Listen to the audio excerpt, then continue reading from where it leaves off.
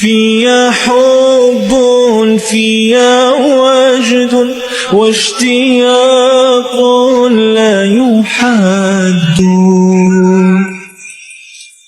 فيا حب فيا وجد واشتياق. مرحبا يا أصدقاء، اليوم سنحدث عن هدي رسولنا الكريم.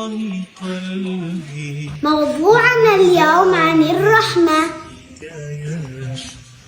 دخل زمنا بستانا فلما رأى الرسول أنى وذرفت عيناه فاشتكى له للرسول صلى الله عليه وسلم أن صاحبه يجوعه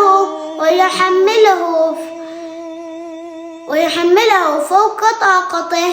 وأمر الرسول صلى الله عليه وسلم صاحبه تقوى الله في البهيمة. رسولنا علمنا إن نكون رحماء، مو بس مع الناس، مع الحيوانات. عشان هيك لازم نبقى طيبين مع كل مخلوق حوالينا.